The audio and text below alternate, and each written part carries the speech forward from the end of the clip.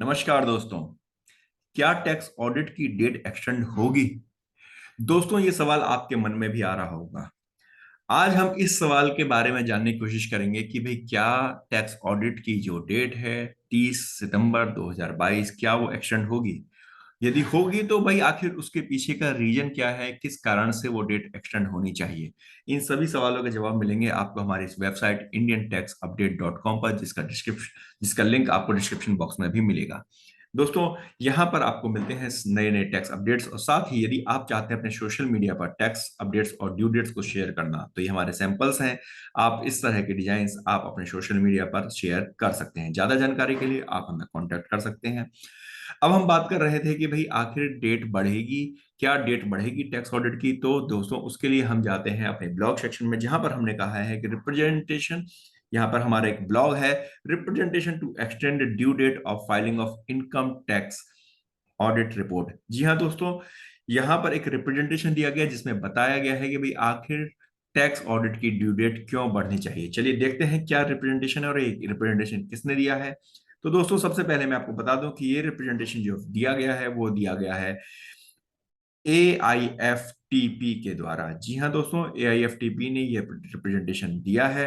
अब उनका क्या कहना है, चलिए हम इसको भी देख लेते हैं। दोस्तों, बेसिकली AIFTA जो है एक ऑर्गेनाइजेशन है टैक्स प्रोफेशनल्स की, एडवोकेट्स की। तो बेसिकली AIFTPA का कहना है कि भाई देखो, इसकी जो डेट है वो एक्सटेंड होनी चाहिए 30 सितंबर से बढ़ा करके 31 अक्टूबर। अब ये क्यों होनी चाहिए, चलिए इसको भी देख लेते हैं। वो आखिर उनका रिप्रेजेंटेशन क्या है, वो क्यों इस बात को कहते हैं कि सर डेट बढ़नी चाहिए। तो देखिए दोस्तों, उनका कहना यह है कि उन्होंने उसके 5 रीजन दिए हैं। पहला रीजन उनका कहना यह है, जो सबसे बड़ा रीजन है वो क्लॉज 44 है। दोस्तों, आप सभी जानते हैं कि टैक्स ऑडिट के अंदर एक नया क्लॉज इन्होंने इंसर्ट किया है फॉर्म 3CD के अंदर, थर्ड क्लॉज 44, जिसके अंदर आपको GST से रिलेटेड इन्फॉर्मेशन देनी है और बहुत सारी उसके अंदर इन्फॉर्मेशन है। यहाँ पर वो क्लियरली कहते हैं कि सर हमें बता तो दो कि भाई आके जो आप हमसे इन्फॉर्मेशन मांग रहे हो वो इन्फॉर्मेशन कैसे देनी है। जैसे कि फॉर एग्जांपल भाई सैलरी की इनकम है, सैलरी की इनकम इसमें देनी है या नहीं देनी है। आप कह रहे हो total payment of registered entities, इसका क्या मतलब हुआ, इसके ऊपर बेसिकली क्लैरिफिकेशंस नहीं है। क्लैरिफिकेशंस हम CBDT को देनी चाहिए, whether payment under this column means to include payable also or only the actual payment during the year.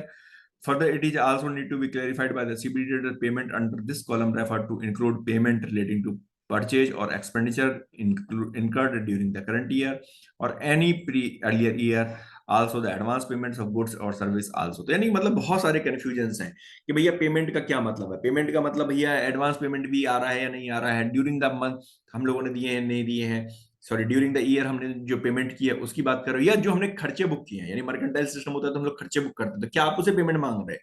तो इस तरह की क्लैरिफिकेशन हमें इसमें चाहिए। अब इसके अलावा वो लोग कहते हैं कि जी ये तो उन्होंने 44AD की बात कर दी, इसके अलावा उनका भी कहना है कि भैया और भी रीजन है जिसके कारण से हमको ये सारी क्लैरिफिकेशन चाहिए। वो क्या रीजन है, चलिए हम उसको भी एक बार देख लेते हैं। वो कहते हैं, अब आप जाइए पॉइंट नंबर 2 पर। पॉइंट नंबर 2 पे वो कहते हैं कि सर क्लॉज 16D, आप भी अगर जानते होंगे क्लॉज 16D के अंदर वो कहते हैं कि सर इसमें प्रॉपर क्लैरिफिकेशंस अभी तक नहीं मिली है जो कि मांगी गई थी। क्लॉज 16D के अंदर उन्होंने क्लैरिफिकेशंस मांगी थी, गाइडलाइंस मांगी थी, लेकिन अभी तक वो प्रॉपर नहीं मिली है, इसलिए इसकी जरूरत है। इसी तरह से क्लॉज 12 ऑफ 3CD में भी उन्हें क्लैरिफिकेशंस की जरूरत है। हम सभी लोगों को प्रॉब्लम हो रही है क्लॉज 12 जो क्या कहते हैं को प्रॉपर फाइल करने में, कि भाई ये जरूरत है या नहीं है। Reference to section 44AD 44ADA, इन सब की भी जरूरत आखिर क्यों पड़ रही है, ये से यहाँ पे भी एक गाइडेंस नहीं है। इसी प्रकार क्लॉज 27A के बारे में भी इश्यूज हैं, यहाँ पे भी क्लैरिफिकेशंस की जरूरत है। तो वो गवर्नमेंट उनका कहना ये है कि भैया हमें ये भी तो बता दो कि भैया आखिर क्या है, क्या अल्टीमेटली इसमें आपका क्या व्यू है, ताकि हम सही रिपोर्टिंग कर सकें। इसी प्रकार पॉइंट नंबर 5 पे आप देखिए, चैरिटेबल ट्रस्ट में भी आप जानते हैं कि बहुत सारे चेंजेस हुए थे। तो चैरिटेबल ट्रस्ट के ऊपर भी उनका कहना ये है कि भैया हमें बता तो दो कि भैया चैरिटेबल ट्रस्ट के अकॉर्डिंग मुझे अब क्या करना है।